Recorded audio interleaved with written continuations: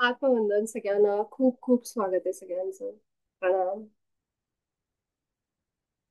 सर्व दिव्य शक्ती, दिव्य आत्मे जे आपल्या आता ध्यानात आहे त्या सगळ्यांचं मी स्वागत करते आपल्या सगळ्यांच्या ह्या सेशन मध्ये, आपल्या सगळ्यांच्या या ध्यान सत्रामध्ये, जिथं आपण सगळेजण आतल्या जगामध्ये जातो. थोडा वेळ का होईना हा बाहेरचा गोंधळ आपण विसरतो. बाहेरचं जग आपण आपल्यासाठी थांबलेलं असतं पूर्णपणे आणि आपण आतल्या जगात जातो. तर तुम्हाला फक्त हे सांगायचं होतं की आत्ता परवा जे आपण ध्यान केलं, जे लोक करू शकले नाहीत त्यांचे मला मेसेज आले, काही कामामुळे जमलं नसेल तर काळजी करू नका. आपण दिवसभरामध्ये त्या दिवशी कधी सुद्धा बसून थोडा वेळ ध्यान जरी केलं तरी पण आपण त्या ज्या सामूहिक ऊर्जा आहेत, ज्या शक्ती त्या दिवशी ऍक्टिव्ह असतात, त्याला तुम्ही कनेक्ट होता. फक्त काय महत्वाचं माहिती, काही महत्वाचं नाहीये ना, वेळ ना काळ ना प्लेस, आपण कुठे बसून करतो हे सगळं नगण्य आहे आपल्या चेतनेपुढं, आपल्या बुद्धीपुढं.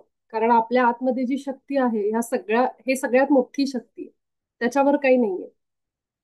आपण जे म्हणतो ना, आता इतक्या दिवसानंतर मी तुम्हाला एक गोष्ट सांगते की बरेच जण असं असतं की ध्यानसत्र लाईव्हच केलं पाहिजे असं वाटतं. म्हणजे लोकांना वाटतं की अरे, आज मी जर ध्यानाला बसले नाही यांच्या ग्रुप बरोबर, ह्या ध्यान सत्राबरोबर, तर मनातल्या मनात खूप वाईट वाटत राहतं की मी यावेळेस ते करू शकले नाही, किंवा एखादा कुठलं तरी ध्यान सत्र असेल त्यांच्यासोबत करू शकले नाही. आपल्याला असं वाटतं, अरे च्छा, हे माझं मिस झालं, आता कसं होणार, ही ऊर्जा मला मिळेल का नाही, ही ध्यानाची शक्ती माझ्यासोबत काम करेल का नाही. पण एक गोष्ट सांगते, हे जे आपले टाइमचे जे कॉन्सेप्ट आहेत, वेळ, अं, जागा, हे सगळं आपण फक्त आपल्या समाधानासाठी किंवा आपल्या सोयीसाठी करून ठेवलंय. तसं बघायला गेलं तर पृथ्वी ही कशी अंतराळात फिरतीये आणि आपण सूर्याच्या फिरण्यानुसार, सूर्य आता सध्या कुठं आहे, पृथ्वीच्या कुठल्या अँगलवर आहे, त्यानुसार आपण वेळ ठरवतो ना. की आता 12 वाजले दुपारचे, अगदी आपल्या डोक्यावर सूर्य आलेला असतो. सकाळचे 10 वाजले, म्हणजे पूर्वीच्या काळी तर लोक सावलीवरनं ओळखायचे की सूर्य किती वाजलेत ते. म्हणजे मला आठवते, माझी आजी 92-93 वर्षाची असेल, तिला घड्याळ दिसायचं नाही पण ती बरोबर टाइम सांगायची, 11:30 वाजलेत का ग, 12 वाजले. आम्हाला आश्चर्य वाटायचं कसं काय, कारण आमच्या अंगणामध्ये ऊन यायचं त्यावेळी आणि ते उन्हावरून आजी बरोबर सांगायची की किती वाजलेत. तर हे असे अंदाज होते आणि हे आपण त्या सूर्याच्या स्थानावरून आपण ठरवतो की किती वाजलेत, घड्याळ. तर एक घड्याळ आपण जे वापरतो, घड्याळ म्हणजे टाइम, म्हणजे वेळ, ही आपल्या सोयीनुसार आहे. पण माणसाची जी बुद्धी आणि चैतन्य जे आपल्या आतमध्ये आहे, जे परम चैतन्य आपल्या आतमध्ये आहे, ह्याच्यापेक्षा काही मोठं नाहीये. म्हणून आपल्या संस्थेचे संस्थापक पितामह पत्रीजी जे आत्ता आपल्यासोबत आहेत आणि ज्यांनी हे ध्यान घेण्याची प्रेरणा, आणि महावतार बाबाजी, त्यांच्यामुळे आपण हे खरं तर हे सत्र सुरू आहे. माध्यम मी आहे. जसे इलेक्ट्रिसिटी वाहण्यासाठी एक वायर निवडली जाते आणि त्याच्यातून करंट पास केला जातो, मग तो करंट आपल्या घरापर्यंत येतो. तर ते माध्यम कोण असतं, ते ती जी वायर असते ना, ती वायर मी आहे. मी कुणी स्पेशल नाहीये, मी कुणी वेगळी नाहीये, मी कुणी कोणी फार हे नाहीये की जी ध्यान घेते, अजिबात नाही. कारण इथं असणारा प्रत्येक व्यक्ती, प्रत्येक आत्मा हा तितकाच दिव्य आहे. फक्त तो विसरलाय की माझ्या आतमध्ये काय आहे, की मला आतमध्ये जायचंय. आजूबाजूला इतक्या मायेच्या गोंधळामध्ये आपण सगळे विसरलो. पण ती एक वेळ येते आपल्या आयुष्यामध्ये, जी वेळ आपल्याला भाग पाडते विचार करायला, की मी इतकं करून सुद्धा माझ्या वाट्याला हे दुःख काय. इथं असणाऱ्या प्रत्येकाने आत जावं आणि विचारावं की हा प्रश्न मला पडलाय, कधी ना कधीतरी पडलाय माझ्या मनात, की मी कदाचित कष्ट घेतलेत शारीरिक, कदाचित मी लोकांशी चांगलं वागले, असं प्रत्येकाचं वेगवेगळं असेल उदाहरण म्हणून सांगते. मग एवढं करून माझ्या बाबतीत हे असं का झालं, किंवा माझ्या आयुष्यात हे दुःख काय. हे जे एक दुःख आपल्या आयुष्यात प्रत्येकाच्या जे दिलं, त्याच्यामुळे आज आपण इथे आहेत की नाही. सगळ्यांनी जाऊन फक्त आपल्या हृदयात जाऊन विचारा, एक काहीतरी अशी गोष्ट आहे की ज्यामुळं आपलं आयुष्य इनकम्प्लीट वाटलं आपल्याला, अपूर्ण वाटलं, किंवा आयुष्यात काहीतरी असं मोठं दुःख आलं की ज्याच्यामुळं आपण तुटलो आतलं. आणि ती आव्हानं आपल्याला भाग पडतात विचार करायला की माझं माझं काय, माझ्यासोबत असं का होतंय आणि का होतंय माझ्यासोबत असं, आणि मी कोण आहे, हे प्रश्न खरोखर आपल्याला इथं घेऊन येतात. मी हे इतक्या लोकांकडनं ऐकायचे, पण जेव्हा ह्या प्रसंगाला, ह्या परिस्थितीमध्ये जेव्हा मी आले, तेव्हा मला ते अर्थ कळाला की हे लोक काय सांगायची तेव्हा. तर हे माहितही नव्हतं की अध्यात्म काय किंवा काय, पण तो जो आहे ना, त्याचं प्लॅनिंग परफेक्ट आहे. तो बरोबर ज्याला आणायचं ना, ज्याला त्या स्थानी बसवायचं, जिथं आणायचं, ध्यानात आणायचं, रेकीत आणायचं, ती ऊर्जा त्याच्यापर्यंत पोहोचवायची आणि मग त्याच्या आत्म्याचा प्रगती, त्याचा प्रवास सुरू होतो.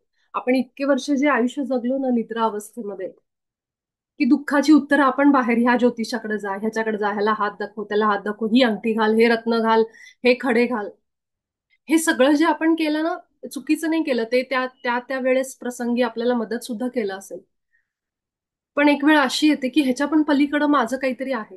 हे सगळं करून ह्याच्यावरच मी अवलंबून राहायचं का माझ्या आयुष्यभर?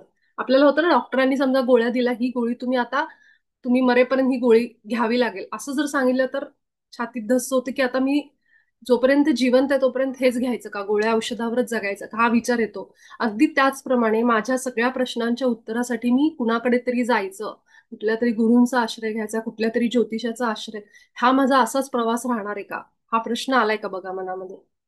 मला तर खूप वेळा आला, जेव्हा मी खूप खडे आणि खूप रत्न आणि खूप ज्योतिषी करून झाले माझे. आवड होती मुळात, मुळात आवड होती, कारण माझं घर पण म्हणजे कुटुंब, त्याच कुटुंबातली मी. माझ्या घरी सगळे ज्योतिषीच आहेत. माझे काका, माझे भाऊ, हे सगळे ज्योतिषाच्या कुटुंबात मी वाढलेली.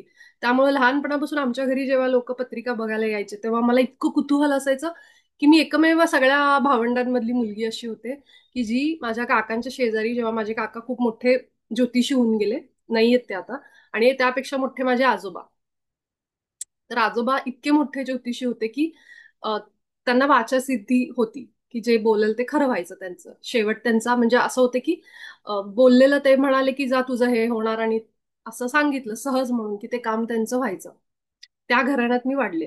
आणि मग आमच्याकडे एक रूम होती, त्या बैठकीमध्ये, बैठक म्हणायचो आम्ही त्याला, आणि तिथं लोक पत्रिका बघायला यायचे. म्हणजे इतकी लोक यायची की मुस्लिम कम्युनिटीतले लोक सुद्धा आमच्या घरी पत्रिका बघायला यायचे आणि येताना आमच्या उमऱ्याला पाया पडून यायचे. कारण घर इतकं मोठं, फॅमिली इतकी मोठं कुटुंब होतं माझं आहे. आणि पण काका वगैरे जे बघायचे ते गेले, आजोबा तर कधीच गेले लहानपणी. पण मला आवड होती म्हणून मी जाऊन बसायचे तिथं, की कसं सांगतात पत्रिका, काय सांगतात हे खूप. तर मी एकटीच अशी होते घरामधली की जी जाऊन तिथं, बाकी सगळे खेळत असायचे पण मी बघत बसायचे. ती आवड आधीपासून होती. आता ही आवड टाकणार आहे, हे जे बी आहे, ह्याला आपण बी म्हणू शकतो. ते बी माझ्या हृदयामध्ये, मनामध्ये खूप लहानपणात गेलं. पण त्याचा झाड व्हायला खूप वर्ष गेली. म्हणजे वयाची 40 आली मला जेव्हा मी अध्यात्माकडे वळले. म- शक्यतो करून बघा तुम्ही, जी लोक अध्यात्मात येतात ती साधारण 38 37 ह्या वर्षापासून त्यांचा प्रवास सुरू होतो, की जेव्हा ते ध्यानाकडे लागतात, ज्या जन्मात त्यांचं ठरलेलं असेल त्या जन्मात, बरं का. आणि काही असे आत्मे असतात ना की जे अगदी सुरुवातीपासून खूप लवकर ध्यानात येतात. आता आपल्या ध्यान संस्थेमध्ये कितीतरी मुलं 15 16 वर्षाची असल्यापासून, त्याच्यापासून एकदम सिरियसली गंभीरपणे ध्यान करून त्यांची चक्र बॅलन्स करून कुंडलिनी आणि ते कुठल्या कुठं पोहोचलेले आहेत. म्हणजे तेव्हा सुद्धा आत्मा निवडतो की मी लवकर वयामध्येच मी ध्यानाला लागेल. आणि कशामुळं? आता तो सहजासहजी तर ध्यान करणार नाही. एक तर त्याचे आई वडील त्या ध्यानातले पाहिजेत, तर तो लहान बाळ, जे काही लहान आत्मा आहे तो ध्यानात येईल. दुसरी गोष्ट म्हणजे त्या व्यक्तीला, त्या आत्म्याला काहीतरी शारीरिक त्रास पाहिजे, त्यावेळेसच तो आत्मा ध्यानात येतो. तर ह्या दोन गोष्टीत, एकतर शरीराचं कुटुंब, म्हणजे कुटुंब असं पाहिजे की जे आई वडील ध्यानी आहेत त्यांच्या पोटाला ती मुलं त्या आत्मे जन्माला येतात, ते बघतात की कुठलं मला घर असं मिळेल की जिथं मला अध्यात्माचं वातावरण मिळेल. आणि मग ते निवडतात की मी, मग तो आत्मा निवडतो की मी ह्या आई वडिलांच्या पोटी जन्माला जाईल. त्याच्यानुसार काही लोकांना, काही आत्म्यांना असते की मला भरपूर पैसा संपत्ती पाहिजे, मग ते अशी कुटुंब निवडतात की जिथं प्रचंड, म्हणजे करोडपती लोक, असे असे. तर प्रत्येक आत्म्याचा एक प्रवास असतो. ज्या आत्म्याला ह्या जन्मामध्ये खूप संपत्ती, खूप ते अनुभव करायचे, ते अशी कुटुंब निवडतात. ज्या आत्म्याला दारिद्र्य अनुभव करायचे, तुम्ही म्हणाल असं कोण निवडतं, पण आहे. ते सुद्धा आपल्या पुस्तकांमध्ये आपल्या लोकांनी सांगितलेलं की ज्या आत्म्यांना गरिबीचा अनुभव घ्यायचा आहे ते सुद्धा असं कुटुंब निवडतात की जिथं गरिबी आहे. कशामुळं? तर मागच्या जन्मांमध्ये पैशाची किंमत नसणं, अतिशय पैसा कुठल्याही ह्याच्यावर त्यांनी, म्हणजे असं, तर त्यांना श्रीमंतीचा अनुभव घेऊन झाला, आता त्यांना दरिद्र्याचा, गरिबीचा अनुभव घ्यायचा आहे, म्हणून ते अशा कुटुंबात येतात. एक एक आत्मे असे असतात की ज्यांनी स्वतःच्या शरीराची काळजी घेतलेली नसती. हेल्मेट शिवाय गाडी चालवणं, हे सुद्धा मी माय सोल्स प्लॅन या पुस्तकामध्ये एक सुंदर उदाहरण वाचलं होतं, की जेव्हा आत्मा हेल्मेट न वापरण्यामुळे कशी गाडी चालवणं, म्हणजे स्वतःच्या शरीराची काळजी न करणं, म्हणजे आपण मेलो तरी हरकत नाही, पण रिस्क घेणं म्हणजे थोडक्यात. तर मग ते आत्मे पुढच्या जन्माला जेव्हा येतात तेव्हा ते शरीराचं काहीतरी आव्हान घेऊन येतात, आणि मग जिथं त्यांना कळतं की शरीराची काळजी घेणं किती महत्वाचं आहे. म्हणजे बघा, हा आत्म्याचा प्रवास, ह्यालाच भगवद्गीतेमध्ये सांगितलं की आत्मा तुमचं नुसतं शरीर बदलतो, आतमध्ये तोच असतो. म्हणजे हे सगळे शरीराची भोग म्हणा, शरीराचे आजार वेगवेगळ्या रूपाने घेतो आणि त्याच्यातनं धडे घेत जातो की मला अ, शरीराची काळजी घेणं गरजेचं आहे असं. तर हे सगळं आपल्याला पुस्तकांमध्ये वेगवेगळ्या आपल्या ध्यानी मास्टर्स कडून ऐकायला मिळतं. आपले जे पितामह पत्रीजी होते, ज्यांनी संस्था आपली केली पिरामिड, त्यांनी सांगितलं होतं की आपल्या सगळ्यांच्या मध्येच आपण गॉड आहेत, आपण देव आहेत, हे त्यांचं पहिलं वाक्य असायचं. तर ते लोकांना संबोधन करताना म्हणायचे, माय डिअर गॉड्स, माझे प्रिय देव हो, असं म्हणायचे ते. आणि ते खूप लोकांना पटायचं नाही की अरे बापरे, आम्ही कसं देव, आम्हाला कसं काय देव म्हणतात. पण ते खरं तर त्याच्या मागे हे होतं की आपण सगळेजण दैवी अंश आहोत, दैवी शक्ती आपल्या आतमध्ये, जी साक्षात आपण शिव म्हणतो तो आपल्या हृदयात आहे. आपण ब्रह्मा सरस्वती म्हणतो तो आपल्या सॅक्रल चक्रा म्हणजे स्वादिष्ठानामध्ये. हे सगळ्या जे चक्रांमध्ये आपल्याला पूर्वी लाखो वर्षापूर्वी लिहून ठेवलंय की ह्या चक्राची देवता ही. घशामध्ये आपण म्हणतो विशुद्धीला श्रीकृष्णाचं स्थान आहे, अजून एक देवतेचं नाव घेतात. इथं म्हणतो आपण मला वाटतं गणपती, अजून एक मला वाटतं इथं कुठलं जीसस क्राइस्टचं नाव घेतात आज्ञाचक्राला, आणि अजून एका देवतेचं घेतात. तर ही सगळी चक्र जी आहेत ती त्या त्या आधिपत्याखाली देवांच्या सांगितलेली आहेत. तर म्हणजेच जे आपले पितामह म्हणायचे की तुमच्या आतमध्ये देव आहे, तुम्ही बाहेर कुठे शोधताय, त्याचा अर्थच तो आहे की आपण सगळेजण वेगवेगळ्या दैवी तत्वांनी बनलेलो आहोत आणि फक्त आपण हे विसरलोय. इथं जेव्हा आपण येतो ध्यानामध्ये, तेव्हा हा आपल्या आत्म्याचं अनेक जन्मांचं कॉलिंग असतं. आपल्या आत्म्याने अनेक जन्म ठरवलेलं असतं की एक दुःख माझ्या आयुष्यात येईल आणि त्या दुःखामुळं मी ध्यानात जाईन, मी रेकी करेन, अशा एका माझ्या फॅमिलीला भेटेन, हे सुद्धा आपलं ठरलेलं आहे. आज इथे येणारा प्रत्येक व्यक्ती उगाच नाहीये, तर प्रत्येकाचं हे आपलं एक कुटुंब आहे, ज्याला आपण सोल फॅमिली म्हणतो किंवा आत्म्याचं कुटुंब म्हणतो, जे मी नेहमी सांगते. तर ते मी उगाच म्हणत नाही, तर खरोखर आपण असे अनेक जन्मामधून एकत्र भेटून म्हणजे हे ठरवलेलं असतं की जेव्हा ह्या जन्मामध्ये जेव्हा ही साधना घडेल तेव्हा आम्ही सगळे एकत्र येऊ पुन्हा, आणि म्हणून आपण सगळेजण इथं आहोत. तर ह्या प्रत्येकाला एक एक कारण आहे. आपल्या आयुष्यात इतकी सुद्धा गोष्ट विनाकारण होत नाही, प्रत्येकाच्या मागं कारण आहे. आणि त्याचप्रमाणे ज्या लोकांना त्या दिवशी ध्यान करणं जमलं नाही, काळजी करू नका, फक्त आपलं संकल्प महत्वाचा आहे. बाकी टाइम हे सगळं आपल्यापेक्षा मोठं नाहीये. असाच एक दिवस, आता हे सगळं सांगायचं कारण कारण असाच एक दिवस ऑगस्ट महिन्यातला उद्या येतोय, 21 ऑगस्ट. तर 3 तारखा दिल्या होत्या, 12 ऑगस्ट, 18 ऑगस्ट आणि 21 ऑगस्ट. आता तुम्ही म्हणाल, जर टाइम इतका महत्वाचा नाहीये, वेळ इतका महत्वाचा नाहीये, जागा महत्वाची नाही, म्हणजे आपण कुठं बसून ध्यान करतो हे महत्वाचं नाहीये, तर मग उद्याच्या दिवसाचं असं खास एका तारखेचं कशासाठी आपण हे करायचं, महत्व लक्षात घ्यायचं. तर ह्याचं कारण हे आहे की ह्या ज्या 3 तारखा आहेत त्याच्यावर अनेक लोक एनर्जी देऊन आहेत. म्हणजे जितकं आपलं लक्ष जातं एखाद्या गोष्टीकडे, तिथं एनर्जी जाते. आणि त्यामुळं उद्याच्या दिवशी सुद्धा हे ठरवून आपल्याच कलेक्टिव्ह सामूहिक चेतनेने हे ठरवलंय की 3 दिवस आपण हे ध्यान करणार आहोत, आणि त्याप्रमाणे उद्याचा एक दिवस आहे. ज्यांना जमेल त्या वेळेमध्ये त्यांनी करा. नाही जमलं समजा, तर तुम्ही वेळेच्या आधी आपल्या तुमच्या हिशोबाने किंवा रात्री कधीही तुम्ही ध्यान करा आणि फक्त म्हणा आपलं संकल्प देऊन, इंटेन्शन देऊन की मला आजच्या ज्या एनर्जीज आहेत, आजची जी ऊर्जा आहे, सामूहिक ऊर्जा चेतना, त्याच्याशी जोडलं जायचंय असं म्हणा, आणि ध्यानाला बसा जिथं आहात तिथं. त्या वेळेमध्ये करू शकला अजूनच चांगलंय, नाही जरी करू शकला तर तो व्हिडिओ तुमच्याकडे युट्यूबवर असेल, ते बघून तुम्ही सकाळी मला वाटतं उद्याचा टाइम संध्याकाळचा आहे, तर तुम्ही रात्री करू शकता. तर मी एकदा ग्रुपवर बघून सांगेन. तर उद्याचा दिवस पण अतिशय महत्वाचा आहे, भरपूर प्रमाणात ऊर्जा आहे. जे मी असेन्शन पोर्टल टाकलं होतं तेच 2 दिवस झाले, 12 ऑगस्ट आणि 18 ऑगस्ट. उद्या 21 ऑगस्ट आहे. तर त्यासाठी मला हा संदर्भ की ज्या लोकांना जमलं नाही 18 तारखेला त्यांनी निराश होऊ नका. कारण तुम्ही उद्या जरी बसून ते ध्यान केलं आणि फक्त म्हणलात की मला सामूहिक ऊर्जेशी जोडलं जायचंय, तरी सुद्धा तुम्हाला त्याचे फायदे मिळतील. तर शिवन्या, तुला काही बोलायचंय का बाळा? बोलायचंय? तू हँड रेज केलायस, ते चुकून झालंय. हॅलो, तुला तुला बोल. ते ते ते इकडे आज्ञाचक्राला म्हणतात जीसस आणि मदर मॅरी. हा, करेक्ट, ते बरोबर. म्हणतात ना. बरोबर आहे, बरोबर, व्हेरी गुड. जीझस आणि मग mother Mary. Hmm. Thank you. Yes, right. Thank you. तर हेच पण आहे कारण इथं आपण म्हणतो आज्ञाचक्राला जीजस क्राइस्ट. आता आपण हे धर्माशी जोडतो खरं, क्राइस्ट येशूंची एनर्जी, पण ते एक मास्टर आहेत, असेंडेड मास्टर आपण त्यांना म्हणतो, आणि ते स्वतः एक अवतारी होते. आता आपण ते म्हणतो की हे ख्रिश्चन धर्माचं आहे, पण ते सगळं सोडून द्या. पण जीजस क्राइस्टची एनर्जी इथं मानतात थर्ड आयला. तर हे कशामुळं? कारण त्यांचं जे प्रेम होतं ते निस्वार्थी प्रेम होतं. जसे आपले श्रीकृष्ण, तर काही जण श्रीकृष्णाचा पण अवतार म्हणतात जीजस क्राइस्टला. तर जे असेल ते आपण त्याच्यामध्ये नाही पडायचे की हे ह्या धर्माचे किंवा त्या. आपण फक्त ते एक मास्टर म्हणून बघायचे, एक अवतार म्हणून बघायचे.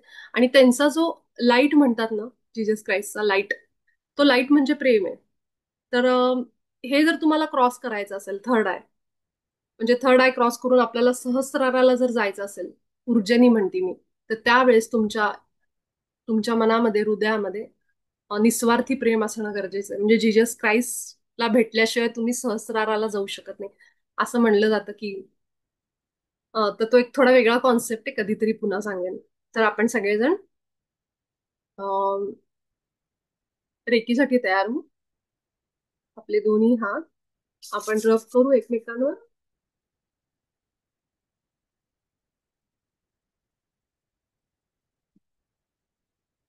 आपले हात आपल्या हृदयापाशी. हात गरम झाले, अजून थोडा वेळ तुम्ही हात घासू शकता जर गरम झाले नसतील तर. आणि एक मोठा श्वास घेऊन आपल्या तोंडावाटे श्वास सोडा. अजून एखादा मोठा श्वास घ्या.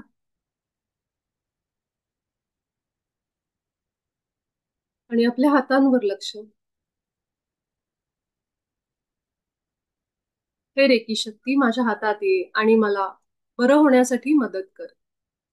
हे रेकी शक्ती माझ्या हातात ये. हे रेकी मा माझ्या हातात ये. आणि आपले दोन्ही हात आता आपण मांडीवर ठेवू.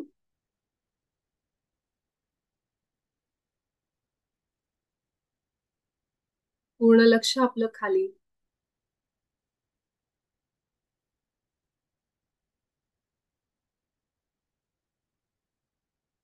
आपल्या शरीराचं बूड आणि माकड हाड ह्याच्यावर लक्ष ठेवा.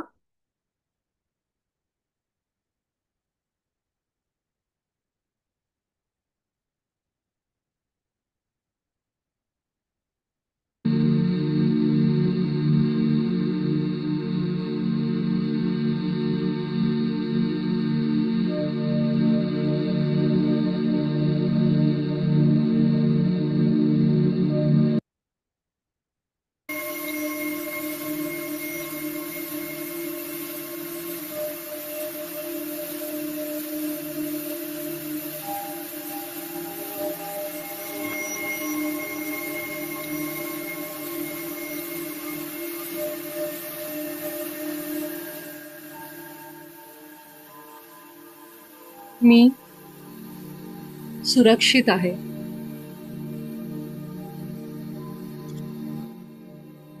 मी सुरक्षित आहे. आपलं सगळं लक्ष खाली.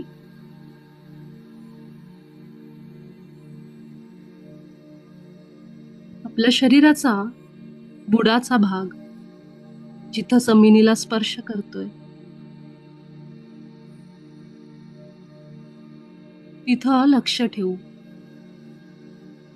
आपल्याला थोडंसं जड वाटेल, खाली ओढल्यासारखं वाटेल. आपल्या हातावाटे वाहणारी ही शक्ती, ही रेखी ऊर्जा आपल्या शरीरात खालच्या बाजूला तळपायापर्यंत पसरत चालली. त्या मांड्या, गुडघे, पिंढऱ्या आणि तळपाय. पूर्ण लक्ष खाली.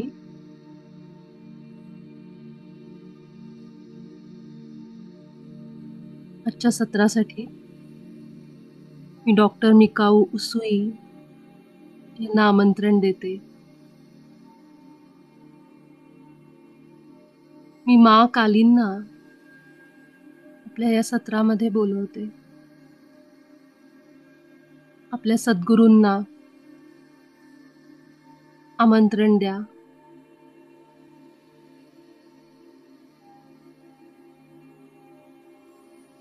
आणि सगळं लक्ष खालच्या भागावर.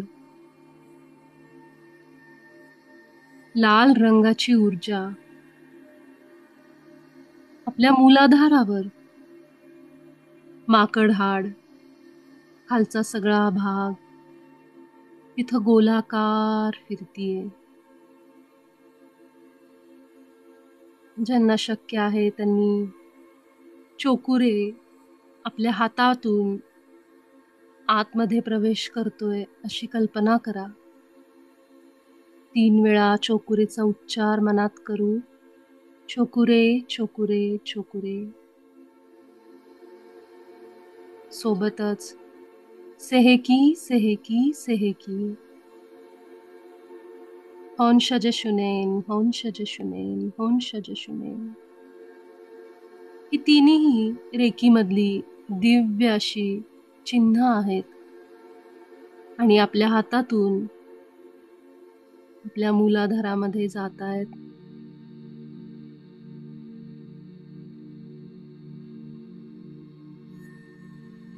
आणि मूलाधार चक्रामध्ये अडकलेली सगळी नकारात्मक ऊर्जा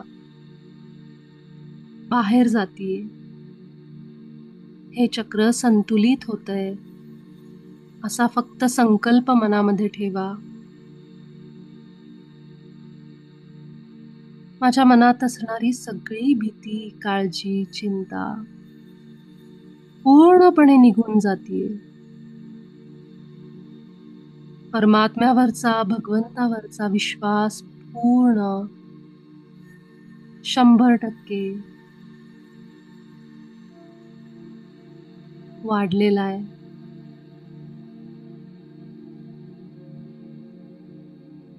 ही पृथ्वी मातेशी घट्ट जोडलेली.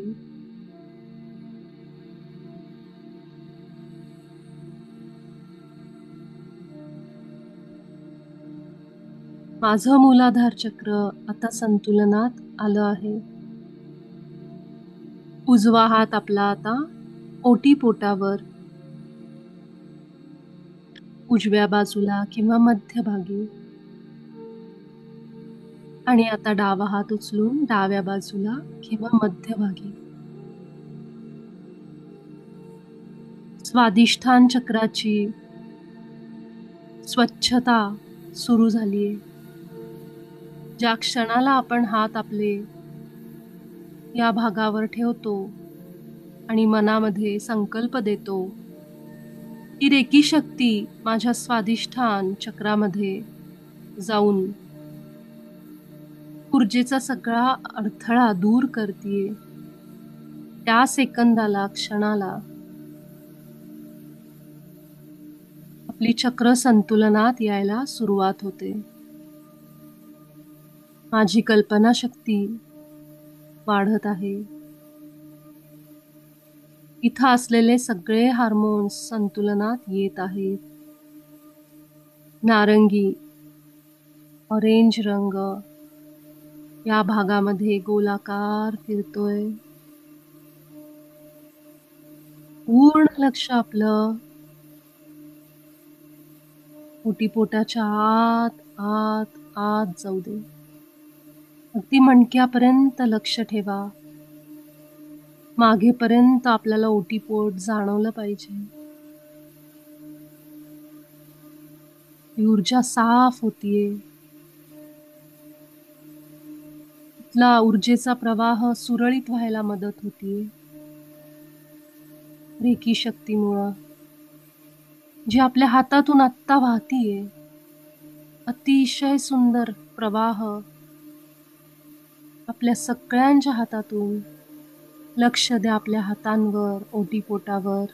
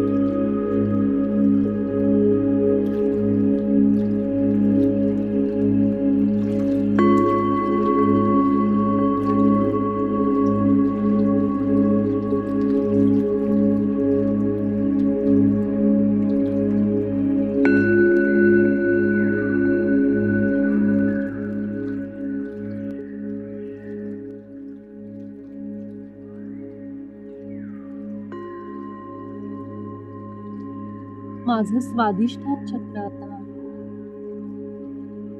पूर्ण संतुलनात आलंय.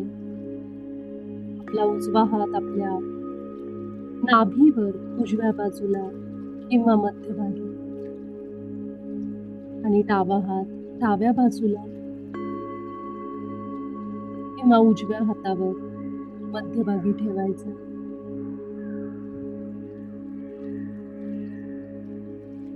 पिवळ्या रंगाची कल्पना आपण या भागावर करायची.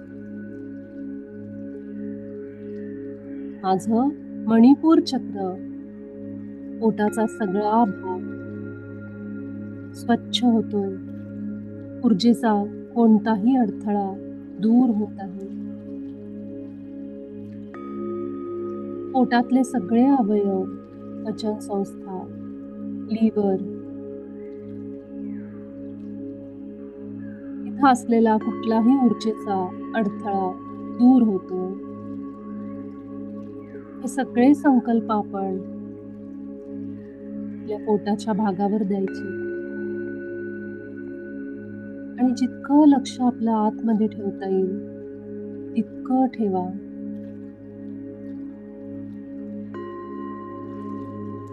सूर्याप्रमाणे पिवळा रंग गोलाकार या भागात फिरतोय अशी कल्पना करू.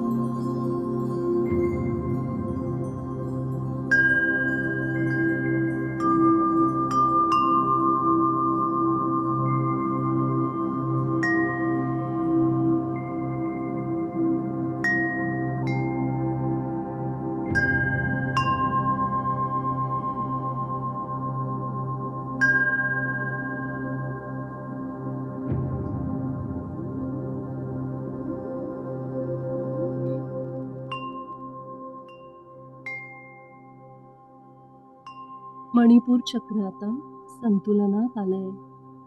इथला सगळा ऊर्जेचा अडथळा आता दूर झालाय.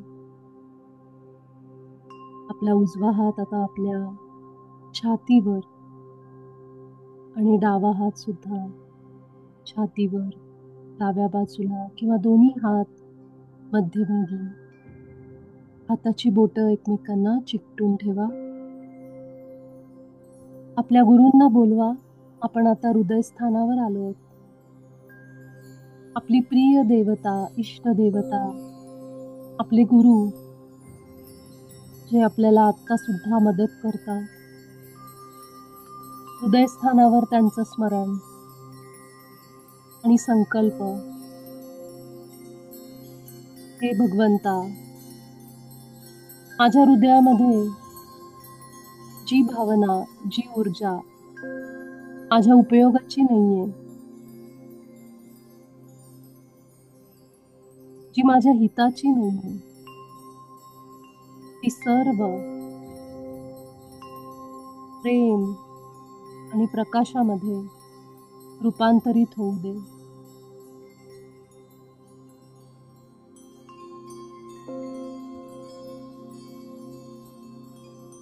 आपल्या हातातून वाहणारी रेकी शक्ती, आपल्या हृदयातले असे सगळे भाव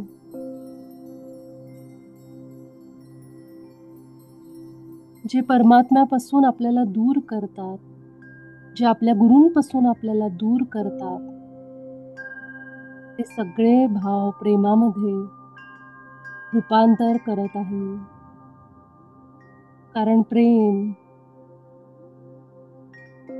लव, फ्रिक्वेन्सी, त्याची ऊर्जा सर्वोच्च आहे. आणि आपण सगळेजण आत्ता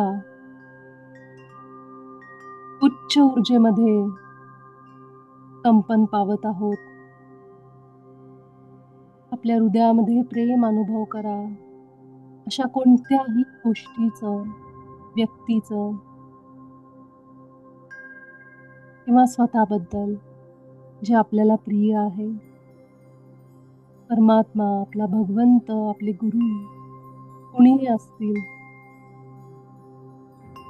हीच ती ऊर्जा, हीच ती फ्रिक्वेन्सी आहे. जेव्हा आपण उच्च कंपन अनुभवतो, हाय व्हायब्रेशन.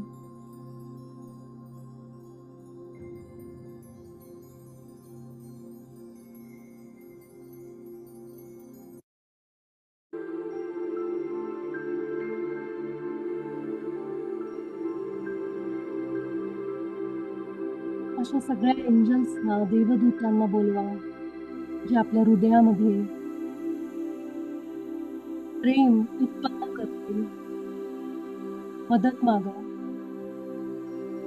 माझ्यावर झालेले अनेक आघात, स्वतःच्या लोकांनी दिलेला त्रास, यामुळं माझं हृदय मी बंद केलं होतं. अनेक यातना या हृदयात आजपर्यंत आहेत. एंजल्स, सर्व देवदूतांना, अशा सगळ्या दैवी शक्तींना माझ्या हृदयामध्ये प्रेम आणि प्रकाश आणा. माझ्या हृदयामध्ये प्रेम आणि प्रकाश आणा.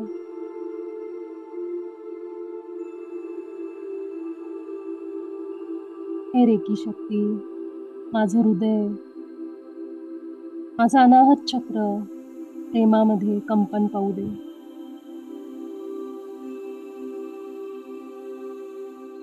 आणि सगळं लक्ष आपल्या हृदयावर घेऊन जा.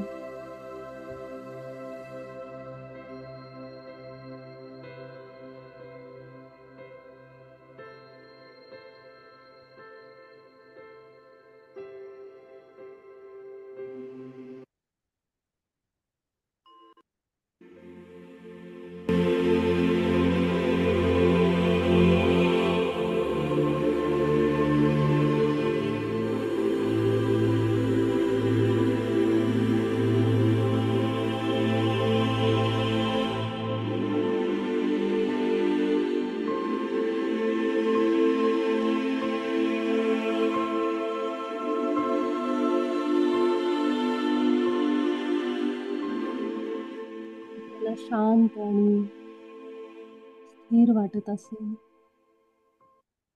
की आपल्यासोबत असणाऱ्या सर्व दैवी शक्तींची ऊर्जा, त्यांचं प्रेम आहे जे आपल्यासोबत आहे, निस्वार्थी प्रेम, जे सतत आपल्याला मदत करत असतात.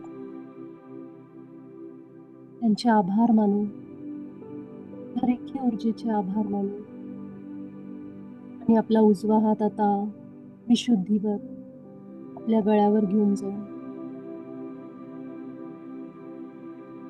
आता आपला डावा हात सुद्धा आपल्या गळ्यावर. शेवटची 3 मिनिटं आपण गळ्यावर रेखी देऊ. त्यानंतर काही सेकंद आपण डोळ्यावर हात ठेवू. आपलं सगळं लक्ष आपल्या गळ्यावर.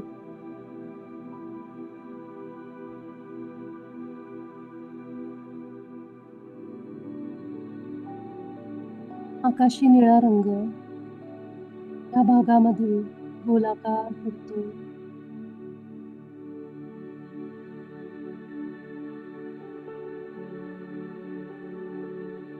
माझं विशुद्धी चक्र संतुलनात येत आहे.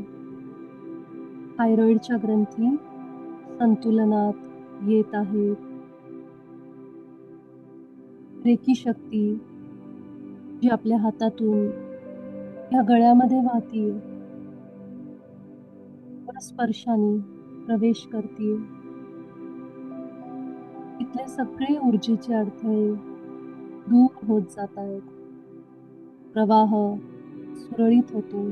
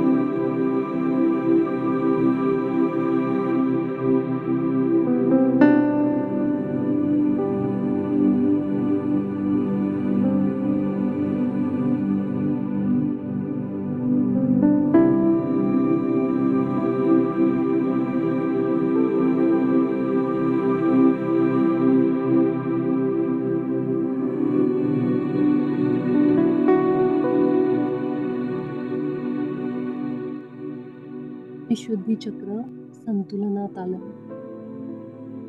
आपले दोन्ही हात सावकाश आपल्या डोळ्यांवर. काही सेकंद डोळ्यांवरच लक्ष ठेवा.